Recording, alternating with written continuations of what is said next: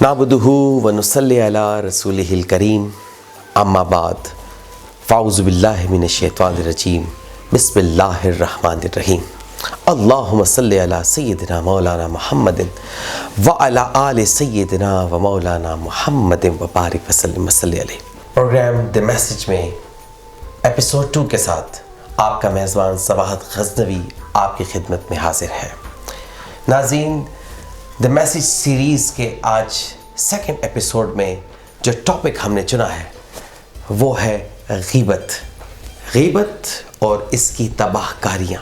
سامعین محترم، حضور نبی کریم صلی اللہ تعالیٰ علیہ وآلہ وسلم شب معراج کے موقع پر جب جبرائیل امین علیہ السلام کے ساتھ آسمان پر پرواز کر رہے تھے اور آسمان کی طرف بڑھ رہے تھے تو راستے میں انہوں نے ایک قوم کو دیکھا، اور وہ قوم اپنے ناخنوں سے اپنے بدن کو نوچ رہی تھی۔ حضور نبی کریم صلی اللہ تعالیٰ علیہ وآلہ وسلم نے جبرائیل امین علیہ السلام سے یہ دریافت کیا کہ یہ کون سی قوم ہے، تو جبرائیل امین علیہ السلام نے ارشاد فرمایا کہ یہ وہ قوم ہے جو غیبت کرتی تھی۔ ناظرین کرام، غیبت ایک ایسا عمل جو کہ آج کل کے اس دور میں ایک ناسور بن چکا ہے۔ ہر گھر پہ، ہر مقام پر، ہر انسان نے اس کو اپنا رکھا ہے۔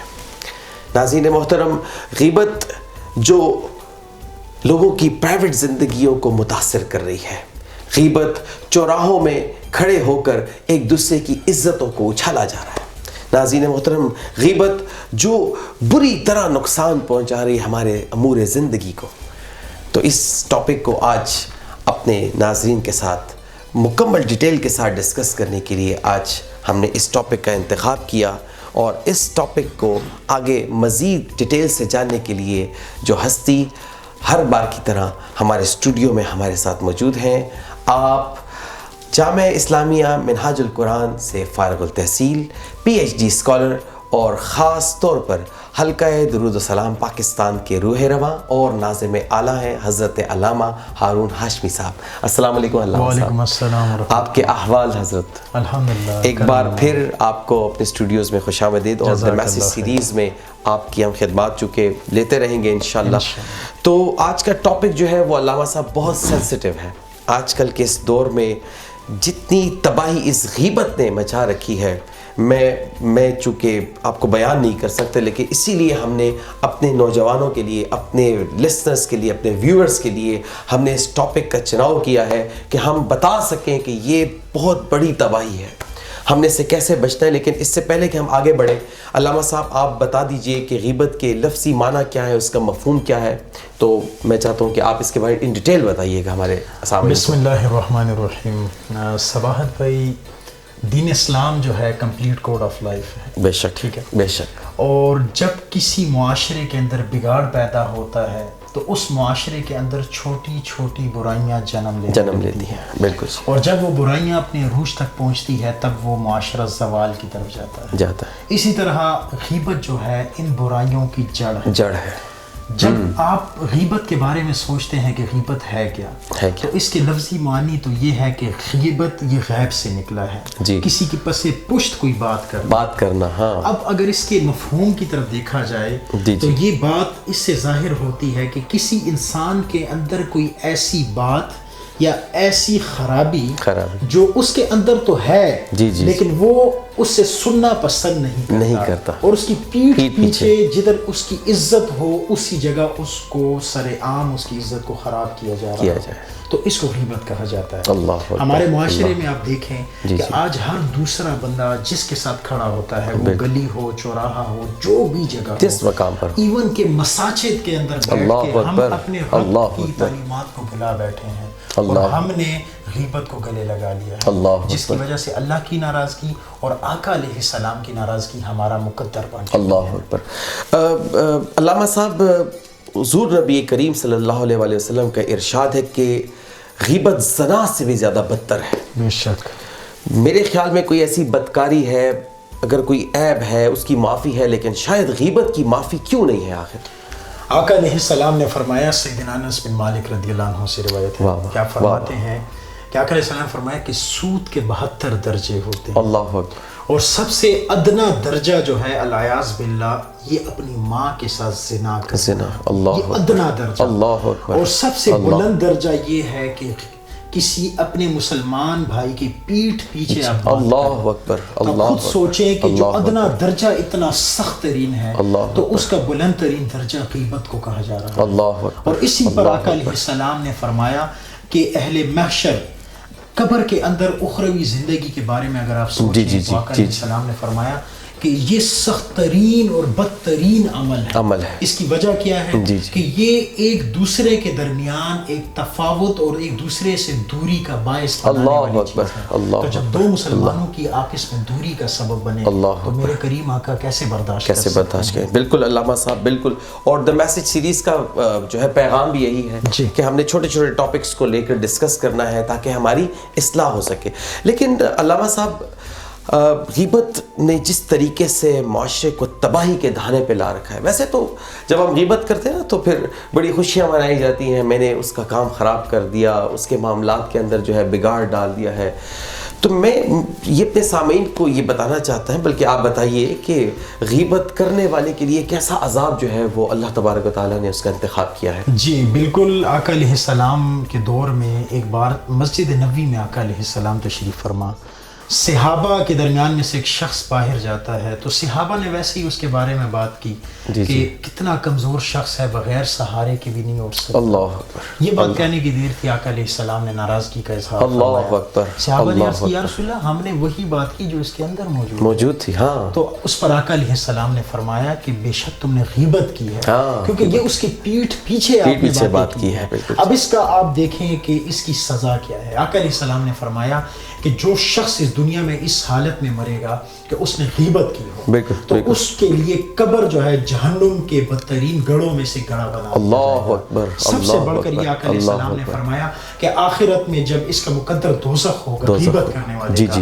تو اس کے منہ کے اندر پیپ اور خون کو ڈالا جائے گا۔ اللہ اکبر، میرے کریم آقا نے روایت میں فرمایا کہ جب معراج کی رات تھی اور میں آسمانوں میں اوپر تشریف لے کر جا رہا تھا تو اس وقت جبرائیل امین سے میں نے پوچھا کہ یہ کون سے لوگ ہیں؟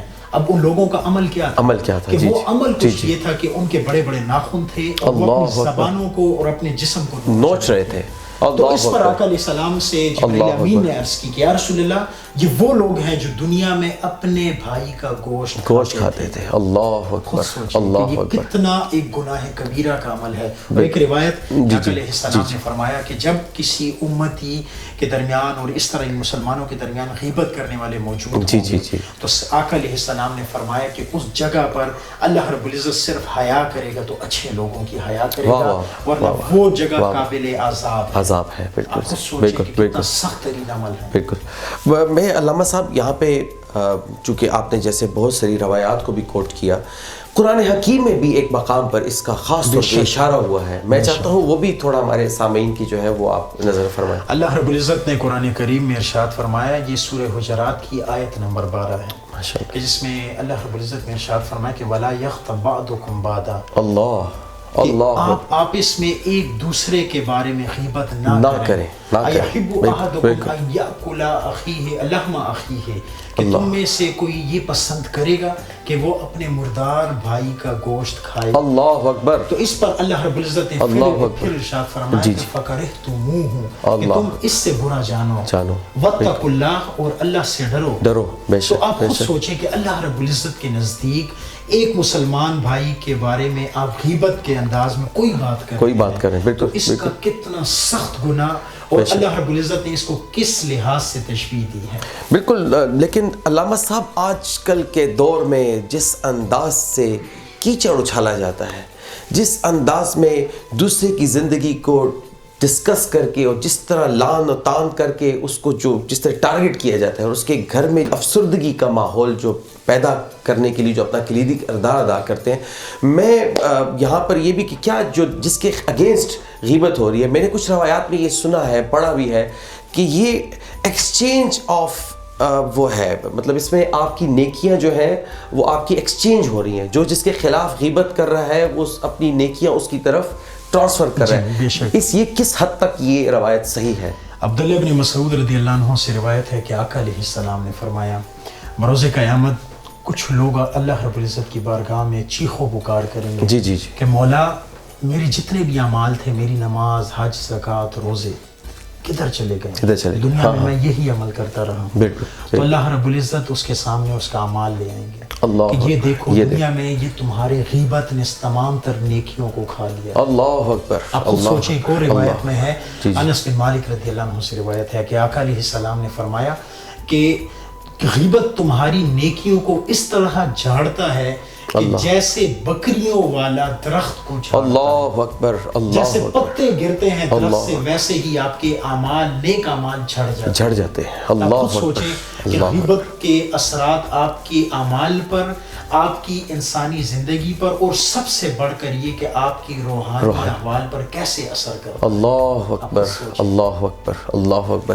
سامعین محترم، غیبت ایک ایسا عمل ہے جو بظاہراً اس دور میں انسان اس کو بہت لائٹ لے رہا ہے.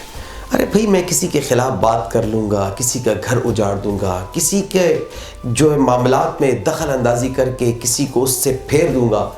ظاہری طور پر آپ کو یہ فیل ہوتا ہے کہ آپ نے بڑا اچھا کام کیا، آپ تو ظاہر، لیکن آپ کو جو اس کی جو لانگ ٹرمز میں جو ہے وہ آپ کو بیسیکلی یہ بہت زیادہ پستی میں لے کر جا رہا ہے. علامہ صاحب کیا میں صحیح فرما رہا ہوں؟ بالکل. اور ظاہری طور پہ آپ بڑی خوشیاں مناتے ہیں، بڑی آپ ریلیکس فیل کر رہے ہوتے ہیں کہ بھائی میں نے کسی کا گھر اجاڑا، لیکن یہ یاد رکھیے گا کہ آپ اپنے لیے خود دعوت عذاب کی طرف آپ بڑھ رہے ہیں. علامہ صاحب یہاں پر یہ چیز ضرور پوچھنا چاہوں گا کہ غیبت سے کیسے بچا جائے؟ کوئی مطلب ہمارے ہاں جو دور حاضر میں اس وقت جو نوجوانان ہیں خاص طور پہ، بلکہ ہر طرح کے حلقہ ہے بابا، بلکہ خاص طور پہ خواتین جو ہے وہ جب وہ آپس میں جب بیٹھتی ہیں تو وہ ایک دوسرے کے جو ہے وہ ٹاپکس پہ ڈسکس کرنا اور تھورلی پھر ٹاپک ڈسکس ہوتے ہیں، لیکن غیبت سے بچا کیسے جائے؟ سوال بھی بہت بہتر سوال ہے. جی جی. اور اسی میں ہمارے معاشرے کی اصلاح ہے. آقا علیہ السلام نے فرمایا کہ کل المسلم علی المسلم حرام. تین چیزوں کا ذکر کیا کہ مسلمان کا دوسرے مسلمان کے اوپر تین چیزیں حرام ہیں. پہلی بات یہ کہ اس کا خون، اس کی عزت اور اس کا مال. اب آپ خود سوچیں کہ عزت کی کس طرح تاکیدن بات کی ہے. اور ایک روایت میں آتا ہے عبداللہ بن مسعود رضی اللہ عنہ سے، آپ فرماتے ہیں کہ آقا علیہ السلام نے فرمایا کہ جب کوئی شخص اس کے سامنے کوئی منافق کا لفظ غیبت کرنے والے کے لیے استعمال، اللہ اکبر، جب وہ کوئی بات کرتا ہے اور یہ مسلمان صرف اپنے بھائی کی عزت کی خاطر اس سے یہ ٹال دیتا ہے کہ رہنے دو، صرف اس الفاظ کی وجہ سے اس کے لیے قیامت کے روز دوزخ کے آگ سے نجات ملے گی. اللہ اکبر. آپ خود اللہ اکبر. ایک روایت میں ہے کہ آقا علیہ السلام نے فرمایا کہ جب کوئی شخص اس دنیا میں اپنے بھائی کی عزت اور ناموس کی حفاظت کرتا ہے اور اس کے پیچھے جو باتیں ہوتی ہیں اس کو نظر انداز کر کے یا روک کے گزر جاتا ہے تو قیامت کے دن اس کو اس جگہ سے مدد ملے گی جس کا وہ تصور بھی نہیں کر سکتا. اور اگر کوئی شخص بہتان لگاتا ہے تو بہتان ایک ایسی چیز ہے کہ آقا علیہ السلام نے فرمایا کہ قیامت کے دن اس کو دوزخ میں ڈالا جائے گا اور اللہ رب العزت کا خاص حکم ہوگا، خاص حکم کہ یہ اس وقت تک اس دوزخ سے نہیں نکلے گا جس تک یہ بہتان ثابت نہیں ہو جائے گا. بالکل. اور ناظرین، دی میسج سیریز میں انشاءاللہ آگے بڑھ کر ہم انشاءاللہ بہتان کے اوپر بھی پورا ایک ایپیسوڈ ریکارڈ کریں گے. لیکن علامہ صاحب، میں نے ایک کچھ ایسی خاص روایات میں یہ بھی سنا ہے کہ غیبت سننے والا اور غیبت کرنے والا بے شک دونوں گناہگار. اب اس کے بارے میں جی تھوڑا سا ارشاد فرما دیں، کیونکہ لوگ اکثر یہ کہتے ہیں جی میں نے غیبت کی نہیں ہے، میں نے غیبت سے سنی ہے، وہ فلاں لگا تھا. بھائی آپ اس کو ٹوک بھی تو سکتے تھے. اس کے بارے میں تھوڑا سا ہمارے سامعین کو بتا دیجئے کہ آپ دونوں جو ہے اس میں برابر کے شریک ہیں. سبات بھائی، یہ ہم لوگ جو ہے اپنے لیے ہیلے بہانوں کے ایک راستے نکالتے ہیں. حالانکہ حقیقت یہ ہے، آپ ایک سوسائٹی میں دیکھیں کہ جب کسی خوشبو کی دکان میں داخل ہوتے ہیں تو اس خوشبو کی دکان میں بیچنے والے سے تو خوشبو آ رہی ہے، لیکن آپ ایک لمحہ گزار کر باہر نکلتے ہیں تو آپ سے بھی اسی طرح کی خوشبو آتی ہے. اسی طرح اگر گناہ کا تصور دیکھیں تو گناہ کے اندر جب آپ اس جگہ پر جاتے ہیں یا اس گناہ کا تصور سوچتے ہیں کرنے سے پہلے تو تب بھی آپ کو اس کی لسٹ میں شامل کر دیا جاتا ہے. تو جب آپ غیبت کا کہتے ہیں کہ ایک شخص کہتا ہے جی میں نے تو سنا ہے، ہاں بالکل کچھ نہیں. تو آپ کے سننے کا عمل جو ہے اس کو اس چیز پہ ابھار رہا ہے کہ وہ اور بولے اور آپ اور سنیں. آپ کا نفس آپ کو اس بات پر راغب کر رہا ہے کہ اس کی برائی سنے, اور اس کا نفس اس کو راغب کر رہا ہے کہ وہ برائی کرتا رہے. تو دونوں برابر کے شریک ہیں. اور یہ یاد رکھیں کہ آقا علیہ السلام نے فرمایا, ترمذی کی حدیث ہے کہ آقا علیہ السلام نے فرمایا کہ معراج کی رات جب میں آسمانوں سے گزر رہا تھا تو کچھ ایسے لوگوں کو دیکھا کہ جن کے کانوں میں سیسا پگھلایا جا رہا تھا, جن کی آنکھوں کے اوپر پتھروں کو رکھا جا رہا تھا, اور دوزخ کے پتھر کا آپ کو اندازہ ہوگا کہ کتنے گرم اور انگارے ہوں گے. تو جب جبرائیل امین سے پوچھا کہ یہ کیا ہے, تو جبرائیل امین نے عرض کیا, یا رسول اللہ, یہ وہ لوگ تھے کہ جو دنیا میں برائی کے کاموں کو اپنے کانوں سے سنتے تھے, برائی کے کاموں کو کان لگا کے سنتے تھے, اور آنکھیں اس لیے جلائی جا رہی ہیں کہ ان کی آنکھیں جو تھی برائی کے کاموں کو ملاحظہ کر رہی ہیں. اللہ اکبر. اب اندازہ کریں کہ غیبت میں آپ کی زبان بھی استعمال ہو رہی ہے, آپ کے کان بھی, آپ کی آنکھیں بھی, ایون کہ آپ کا جسم بھی اس حرکات میں آ سکتا ہے. اللہ اکبر. اللہ رب العزت ہمیں اس سے دوری نجات. آمین آمین. میں ایک بار پھر اپنے سامعین کو دست بدستہ یہ گزارش کروں گا, بڑے دل سے یہ گزارش کروں گا کہ کوشش کیجئے کہ آپ غیبت جیسے خطرناک گناہ سے بچ جائیں. آپ بظاہر آپ کسی کا گھر اجاڑ رہے ہیں, کسی کے خلاف آپ جو بھی پلاننگ کر رہے ہیں, لیکن آپ اپنی قبر خود بھاری کر رہے ہیں. میں ایک بار پھر گزارش کروں گا کہ اگر اس دی میسیج سیریز کے ذریعے آپ تک یہ پیغام پہنچتا ہے کہ بھئی ہم نے اپنی اصلاح کرنی ہے, تو میں یہ پیغام آپ کی طرف دست بدستہ آپ کو جو ہے ٹرانسفارم کرنا ہے کہ بھئی اپنی اصلاح فرمائیے اور غیبت سے بچنے کی کوشش کیجیے.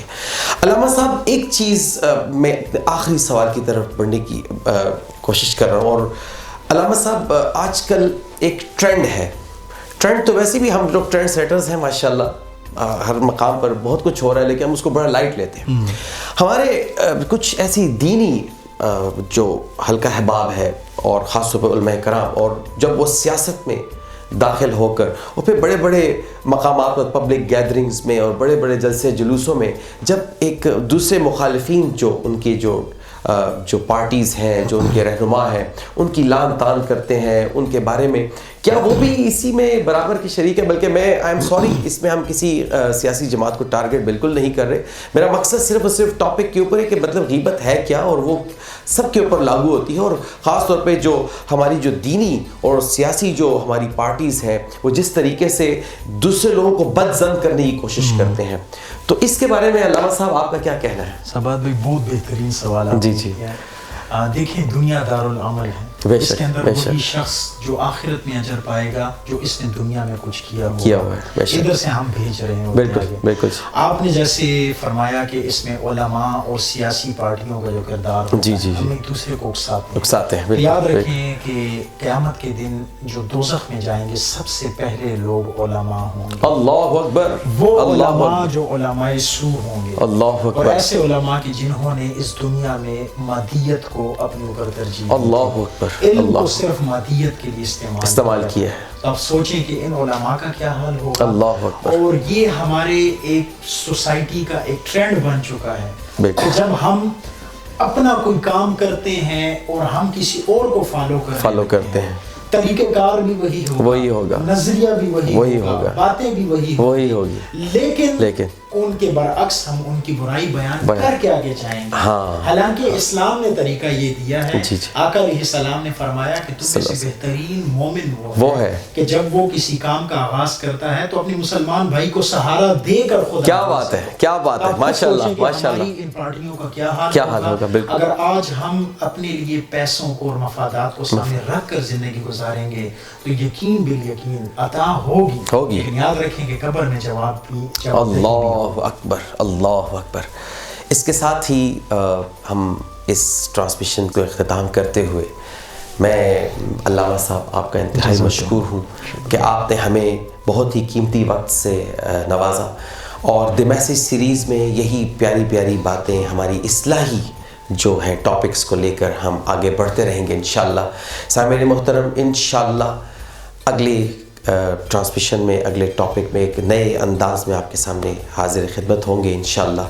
اس دعا کے ساتھ کہ اللہ تبارک و تعالی ہمیں ہر گناہ سے محفوظ رکھے اور ہمیں نیک اعمال کی طرف بڑھنے کی سعادت عطا فرمائے. اپنا اہل خانے کا بہت سارا خیال رکھیے گا. سامعین محترم، پروگرام پیش کرتے ہوئے مجھ سے کوئی غلطی کو غصہ تو اپنی رب کی بارگاہ میں معافی کا طلبگار ہوں. اپنا بہت سارا خیال رکھیے گا. والسلام.